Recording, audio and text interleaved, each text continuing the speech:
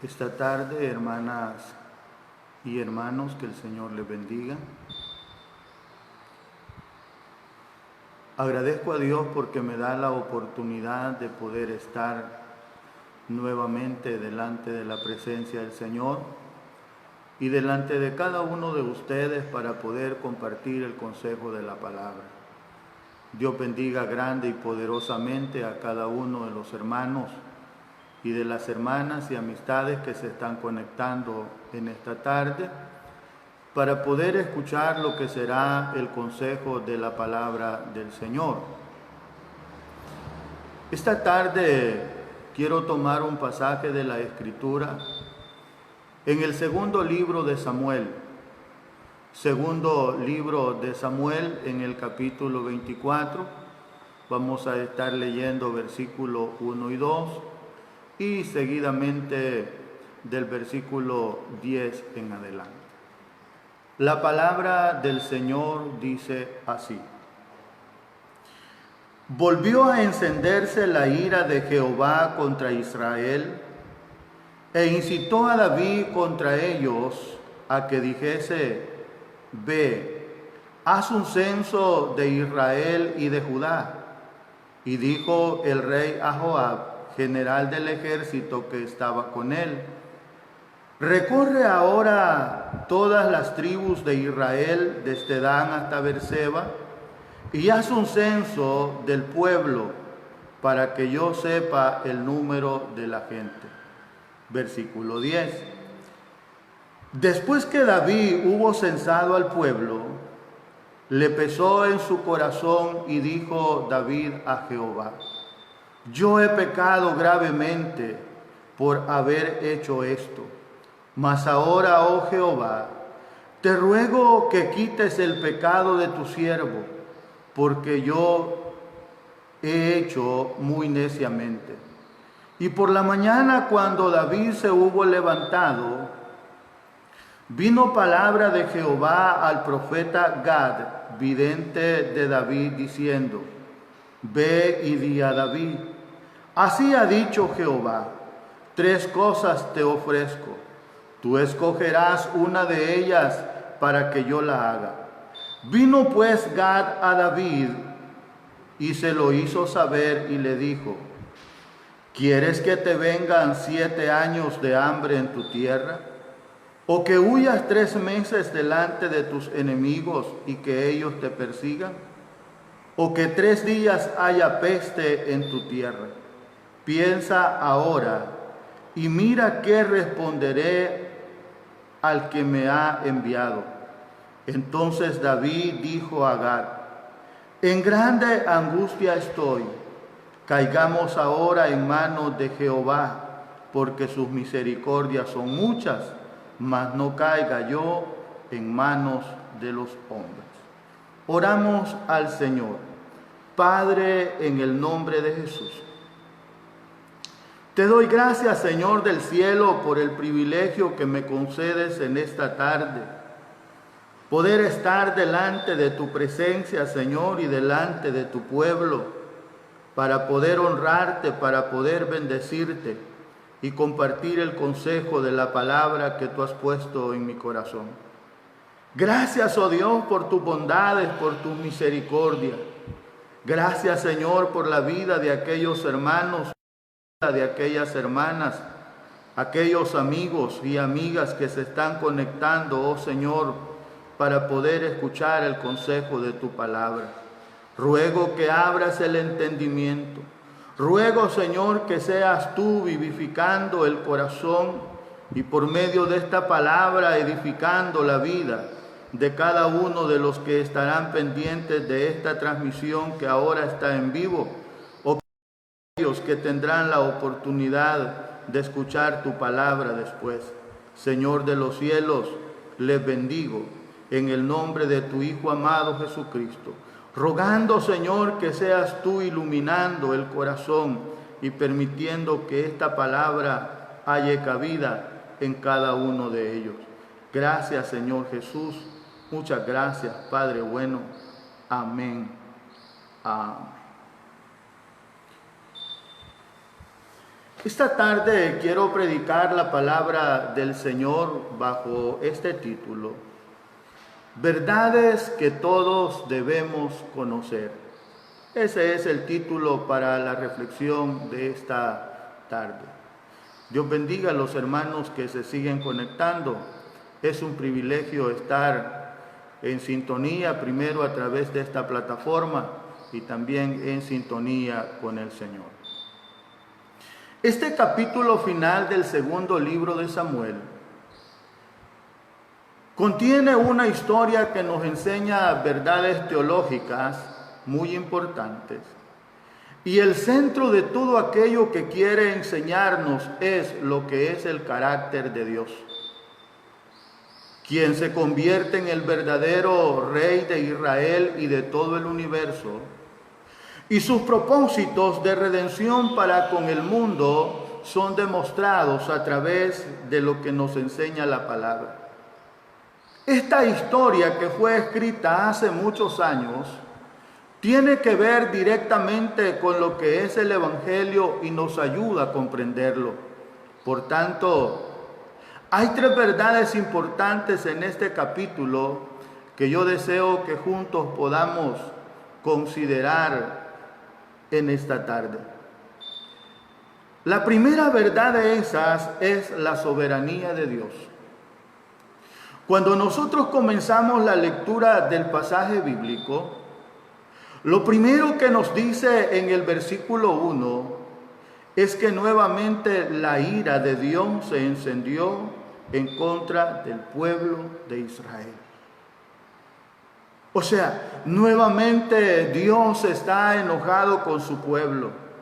Las Escrituras no nos dicen cuál es la causa por la que Dios estaba airado de nuevo con su pueblo.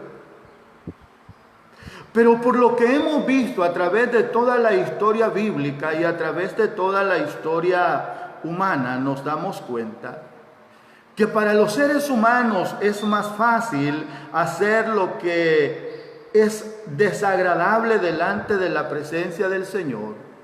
Es más fácil cometer injusticias y ofensas terribles en contra de la voluntad de Dios.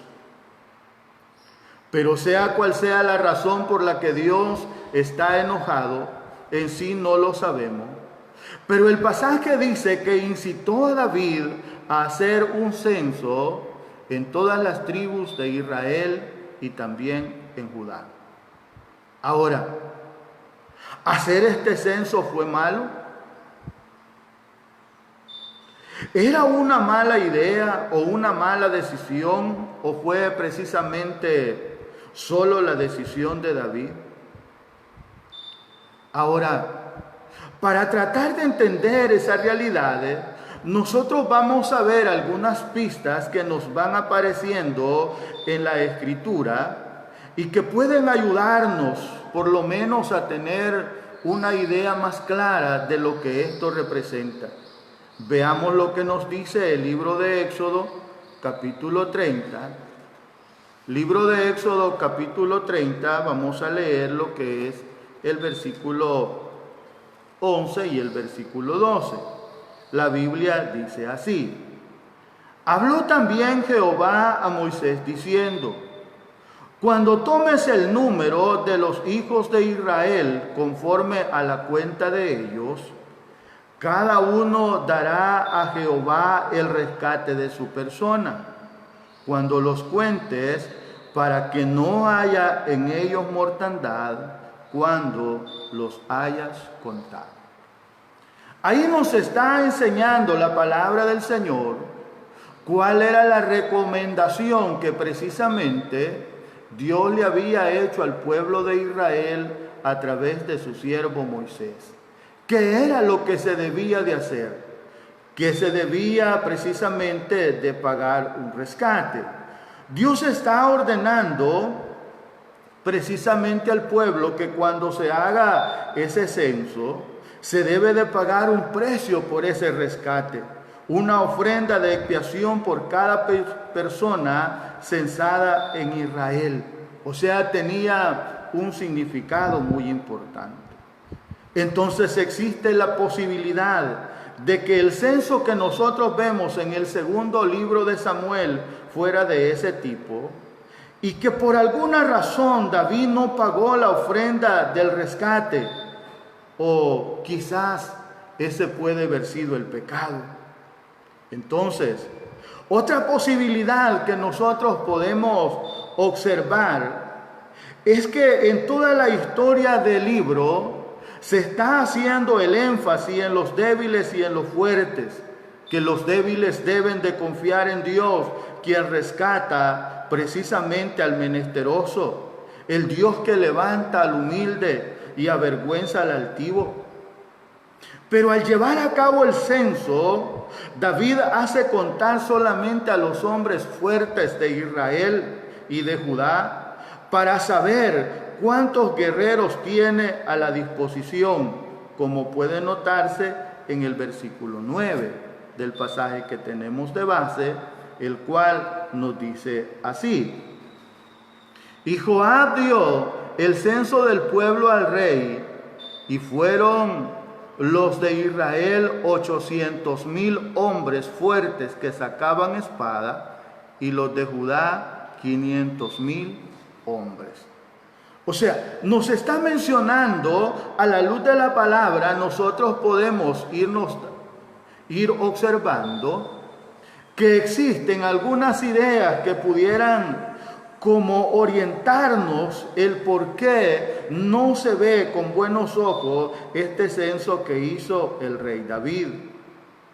Entonces, puede ser que las intenciones de David hayan sido ver su poder y verse a sí mismo como un rey poderoso, y que quizás esa sea la causa por la cual a Dios le desagradó, pero no tenemos evidencia concreta de eso. Ahora, el pasaje nos dice que Dios incitó a David a hacer algo que es malo. Eso lo dice la palabra, y dice: e incitó a David contra ellos a que dijese: ve y haz un censo de Israel y de Judá. O sea, si tú piensas, esto presenta un problema, porque lo que está diciendo este versículo es que Dios ha incitado a David a hacer algo que es malo, pero a la verdad el verso no puede estar diciendo eso, porque la Biblia nos dice allá en la epístola de Santiago que cuando alguien es tentado, no diga que es tentado de parte de Dios, porque Dios no tienta a nadie. Entonces, precisamente vamos a tratar de ir dilucidando entonces esta situación y qué fue lo que pasó. Y para ello, el primer libro de Crónicas, el capítulo 21 y el versículo 1 nos ayuda, y dice que Satanás se levantó contra Israel e incitó a David a que hiciese un censo. O sea, para ir uniendo entonces estas ideas, nosotros comprendemos, Dios se airó contra Israel, y al estar enojado contra Israel, le permitió a David, precisamente al enemigo, que tocara el corazón de David y que lo incitara a hacer este censo sin cumplir con los requerimientos establecidos en la palabra, precisamente porque esto ya venía de parte del Señor. Nosotros podemos argumentar esto porque sabemos que los libros de Crónicas fueron escritos durante el periodo del exilio de Israel en Babilonia, precisamente cuando el pueblo estaba cautivo y la gente había comenzado a dudar de las promesas de Dios. La gente estaba perdiendo la esperanza y habían comenzado a creer de que Dios los había abandonado por completo. Al tratar de entender esta realidad, vea cómo se asemeja a la actualidad. Porque quizá para este tiempo hayan personas que están perdiendo la esperanza ya en las promesas de Dios, o han comenzado a creer que Dios los ha abandonado por completo pero eso no es verdad. Dios ha prometido estar con nosotros todos los días de nuestra vida y su promesa es fiel, su promesa es verdadera.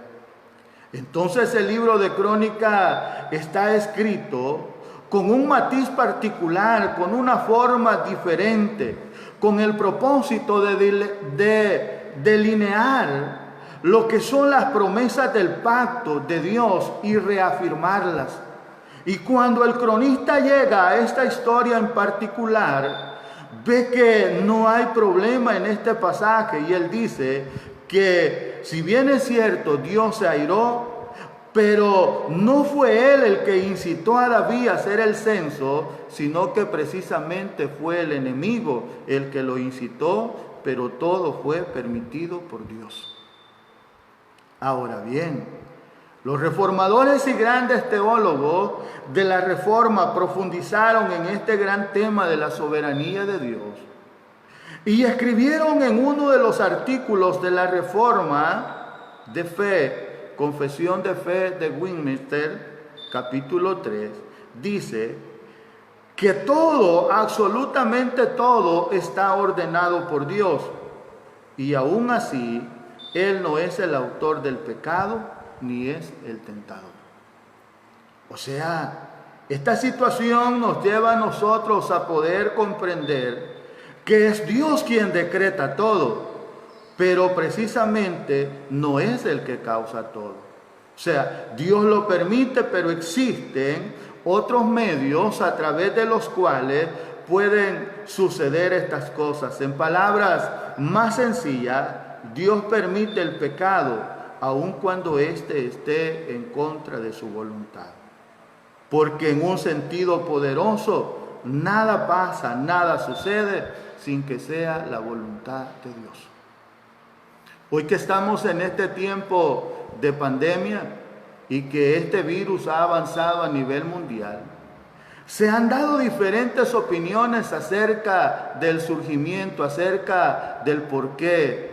Cada persona ha establecido su propia tesis, pero nosotros solamente podemos argumentar que Dios en su soberanía ha permitido que esta situación llegue porque un propósito eterno hay en él. Y debe de llevarnos a nosotros a la reflexión. ¿No será que Dios está enojado con la humanidad como lo estaba en aquel entonces con el pueblo de Israel?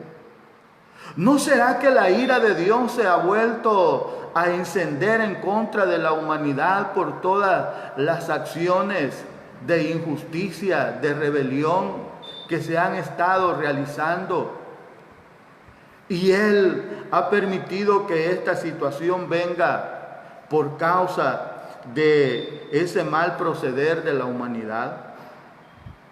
O sea, el pasaje de Samuel nos está diciendo que Dios proveyó de alguna manera los medios y la oportunidad a David para que él haga lo que en realidad hizo, y aunque esto no fuese agradable delante de Dios. Desde la perspectiva correcta, nosotros sabemos que la providencia de Dios es segura. Pero aún el pecado de David estuvo en los decretos de Dios y estuvo en su providencia. ¿Por qué? Porque nosotros vemos lo que nos dice la palabra del Señor, que volvió a encenderse la ira de Jehová contra Israel. Y primero de Crónicas nos dice que fue Satanás quien incitó a David a realizar ese censo. Ahora, habiendo ya hablado un poco acerca de lo que es la soberanía de Dios, ahora hablamos acerca del juicio de Dios. Veamos lo que nos dice el versículo 10. El versículo 10 dice: después que David hubo censado al pueblo, le pesó en su corazón y dijo David a Jehová: yo he pecado gravemente por haber hecho esto. Mas ahora, oh Jehová, te ruego que quites el pecado de tu siervo, porque yo he hecho muy neciamente. O sea, David en ese momento, después de que ya tiene los números, que ya tiene el conocimiento de cuántos guerreros hay, reacciona, es conmovido en su corazón, es movido a dolor, siente pesar, llegó a un convencimiento y a la seguridad de que había obrado mal, de que había pecado delante del Señor. Ahora, cuando nosotros entendemos estas cosas, podemos darnos cuenta que eso no es otra cosa sino producto y obra del Espíritu Santo, el que trae convencimiento de pecado, el que trae ese convencimiento, ese dolor por haber ofendido a Dios. Y cuando esto te suceda a ti, dale gracias a Dios. Cuando Él te baje de tu elevada posición y te haga ver tu error y te haga ver que te equivocaste, entonces agradece a Dios, porque Él en su amor te está recordando que solamente hay un poderoso, y ese se llama Jehová Dios de los ejércitos. Es un momento maravilloso porque te demuestra que Él no te ha abandonado, que está haciendo su obra en tu vida, que te está formando, que te está cambiando y está transformando tu mente y tu corazón, llevándote al arrepentimiento. Cuando tú te detienes en los quehaceres diarios para reflexionar un poco acerca de tu vida espiritual y de tu relación con Dios, sin duda te vas a encontrar con momentos como esos, en los que reflexionas al igual que David y dice: yo he pecado, yo no he hecho lo que debía hacer para mi Dios. Y precisamente lo que yo te he estado mencionando es lo que Dios hace con David. La Biblia dice que le envía a Gad el profeta y le muestra su palabra. Ahora, hay algo que nosotros necesitamos entender con claridad. Dios perdona los pecados, pero las consecuencias quedan. Se dice que en cierta oportunidad había un niño que era muy desobediente. Desobediente hasta lo que tú te puedas imaginar. Y un día, hablando con su padre, le dijo: hijo, yo comprendo que tú eres desobediente, pero quiero proponerte un trato para que tú puedas comprender tu desobediencia. Por cada acción mala que tú ejecutes, yo voy a poner un clavo en la puerta. Y como el niño era tan desobediente, en poco tiempo la puerta se llenó de clavos y no quedó espacio para poner uno más. Entonces el niño, angustiado, se sentó frente a la puerta y comenzó a llorar. Y el papá, cuando lo observó, le dijo: hijo, ¿qué te pasa? Y él le dijo: papi, me doy cuenta cuán desobediente he sido, porque cada uno de esos clavos señala uno de mis malos procederes. El padre, poniendo su mano sobre el hombro del hijo, le dijo: no te preocupes, hijo. Hagamos ahora un trato. Por cada cosa buena que tú hagas, yo voy a quitar un clavo de la puerta. Convinieron en el trato y el niño comenzó a portarse bien. Y por cada acción buena que el niño hacía, un clavo era quitado de la puerta. En pocos días, la puerta quedó sin nada. Pero otra vez se repitió la escena. El niño estaba frente a la puerta llorando. El papá se acerca y le dice: hijo, ¿y ahora por qué estás llorando? Al principio era porque la puerta estaba llena de clavos y ahora los hemos quitado. Pero el niño le dijo: papá, es cierto, los clavos se quitaron, pero ahí quedó el espacio donde estuvieron, ahí quedaron las cicatrices. Entonces, permíteme decirte en esta tarde: Dios perdona tus pecados, pero las consecuencias quedan. Dios estaba ayudando a David a través de su Espíritu Santo a reconocer el error que él había cometido. Pero eso no significa de que ya todo había terminado. No, sino que ahora venían las consecuencias Y Gad le lleva una palabra a David y le da a escoger precisamente entre 7 años de hambruna para todo el pueblo, 3 meses de persecución y amenaza sobre él mismo y 3 días de peste y enfermedad para todo el pueblo. Una decisión nada fácil de tomar, una decisión nada sencilla, porque si hubiese escogido los 7 años de hambre, él no tenía ningún problema, sus riquezas le permitían vivir con tranquilidad. Si hubiese escogido los 3 meses para ser perseguido por sus enemigos debido a su posición, hubiese tenido seguridad. Pero una vez más vemos aquí precisamente al hombre de Dios con corazón de pastor y elige precisamente 3 días de peste y de enfermedad donde no había protección para nadie.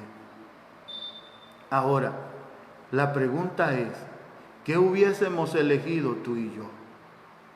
¿Qué decisión hubiésemos tomado? La respuesta de David es extraordinaria porque él está diciendo, caigamos en la mano de Jehová porque sus misericordias son muchas, mas no caiga yo en las manos de los hombres. A pesar del error que David había cometido, él comprendía que el Dios que él tenía y que nosotros tenemos es un Dios de misericordia.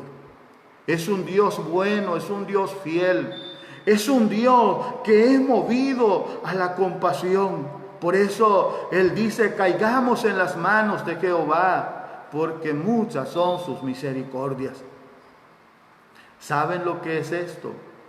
Esto es una teología para los malos momentos, para los momentos oscuros, para los momentos difíciles de la vida. Cuando llegan esas circunstancias terribles y adversas, recuerda que Dios es misericordioso, que sus misericordias son muchas y que se renuevan cada mañana.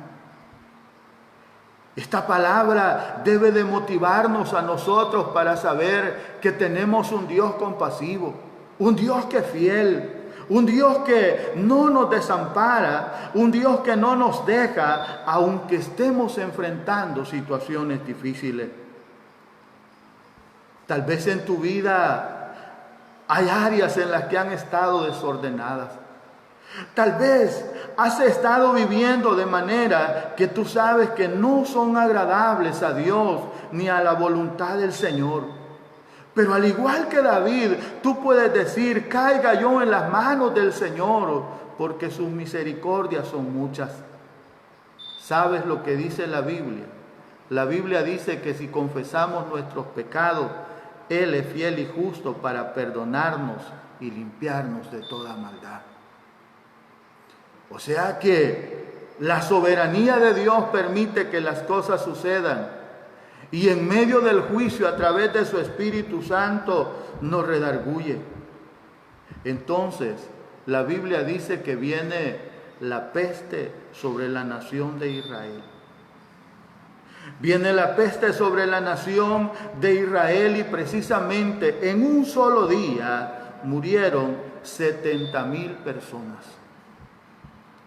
¿Te has puesto a pensar el impacto que eso generó? ¿Te has puesto a pensar el impacto que eso generó en una nación de aproximadamente 6 millones de personas? Eso era algo extraordinario. O sea, nosotros comenzamos a entender que las cosas no surgen por coincidencia ni por casualidad. Mientras yo reflexionaba en este pasaje, pensé, ¿será que Dios estaba airado con su iglesia? Porque no estábamos haciendo lo que debíamos hacer. Porque no estábamos actuando como debíamos actuar. Y por esa razón permitió que viniese esta pandemia que ya lleva más de 200,000 personas que han muerto. Y ya sobrepasa los 2 millones de contagios. ¿No te has puesto a pensar en esa realidad? A veces es fácil juzgar desde la óptica de afuera y pensar que otros quizás tienen la culpa, pero ¿no te has puesto a pensar que nosotros como hijos de Dios también somos responsables? Esta es una palabra para la reflexión. Vino la peste sobre la nación de Israel. El ángel encargado de cumplir esa sentencia y está por llegar a Jerusalén. Y precisamente cuando está por llegar a Jerusalén, Dios manda que se detenga. ¿Fue así por así? No, no fue así. Porque precisamente David, habiendo reconocido su error y sabiendo que personas inocentes quizás iban a morir por su causa, él empezó a interceder. Y Dios, que es grande en misericordia, como lo dice la palabra del Señor, escucha esa intercesión, se apiada de la nación y le dice al ángel: es suficiente, basta. Y eso nos lleva a la tercera verdad. Ya vimos la soberanía de Dios, vimos el juicio y ahora vemos la tercera verdad que tú debes de conocer, que es la misericordia de Dios. La misericordia de Dios no es como el mundo la define, porque esta misericordia de Dios es al estilo bíblico, que junto con la misericordia y la soberanía también hay justicia. O sea, los tres elementos se conjugan, porque Dios le dice a David cuando él comienza a interceder por su pueblo: si tú quieres y puedes, y si no, solamente escucha. Yo leo el versículo 18 y dice así: y Gad vino a David aquel día y le dijo: sube y levanta un altar a Jehová en la era de Arauna Jebuseo. Subió David conforme al dicho de Gad, según había mandado Jehová. Mire qué interesante. ¿Por qué? Porque ahí estamos viendo que ya hay un cambio en el curso de las acciones, y la palabra que viene de parte de Dios a través del profeta es que suba y que construya un altar en la tierra de Arauna, donde precisamente se ha detenido el ángel. Que ahí construya ese altar para ofrecer ofrendas de paz a nuestro Dios. En ese momento, Arauna le ofrece todo lo necesario para las ofrendas. Le está poniendo al alcance de su mano todo, no solamente la tierra, sino también los bueyes y los trillos. Pero sabes, David, consciente de la realidad que está viviendo, dice: yo no voy a ofrecer a Dios algo que no me cueste nada. El versículo 24 dice: el rey dijo a Arauna: no, sino que por precio te lo compraré, porque no ofreceré a Jehová mi Dios holocausto que no me cuesten nada. Entonces, precisamente de David, porque sabe mi hermano, sabe mi amigo, a veces es fácil ser cristiano, o por lo menos esforzarse y cumplir con la cuota de lo que se espera que un cristiano deba hacer. Incluyas en esto asistir a la iglesia, orar, expresiones, tratar de ser un buen ciudadano. Pero no voy a ofrecer, porque Dios es justo, porque Dios es fiel. Dios quiere tu corazón, Dios quiere tu completa fidelidad, Dios quiere tu vida entera, Dios quiere todo lo que es tuyo. Y por eso David está diciendo: yo no le voy a ofrecer a Dios algo que no me cueste. Entonces, David construye ese altar para ofrecer sacrificios al Señor, como una manera simbólica de lo que sería el derramamiento de la sangre de Jesús, el Hijo de Dios, en la cruz del Calvario, en propiciación de nuestros pecados. Este cuadro, por supuesto, apunta a la sangre de aquel que fue derramado en las afueras de Jerusalén. Una sangre que fue derramada no sobre un altar, sino sobre una cruz. Allá en el Calvario, donde el Cordero, el perfecto, el inmaculado, el Hijo de Dios, derramó su sangre. Y esa sangre removió la ira de Dios, que en vez de caer sobre nosotros, cayó sobre el Cordero de Dios. Este pasaje nos muestra que la salvación viene no a través de David, sino a través de uno de los descendientes de David. Si estamos en el Hijo de Dios y confiamos en Él, entonces las misericordias de Dios están con nosotros. ¿Sabes por qué, mi hermano? Porque Él es fiel y justo para perdonarnos y limpiarnos de toda inmundicia. Quiero concluir esta reflexión diciendo, este capítulo final del segundo libro de Samuel nos llama urgentemente a correr a Cristo, a abrazar la soberanía de Dios, a confiar en sus misericordias que nos llegan por Jesús, a entregar nuestras vidas enteras por completo al Maestro para que seamos librados de su juicio. O sea, reflexiona, mi estimado hermano, reflexiona, mi estimado amigo. A través de cada una de las circunstancias, Dios va llevando a cabo su propósito. Y de esta situación, yo te digo, algo bueno ha de salir.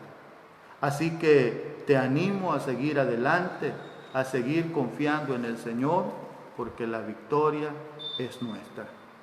Pues ya se acerca el tiempo en que estaremos reunidos nuevamente en el templo para seguir adorando y bendiciendo el nombre del Señor.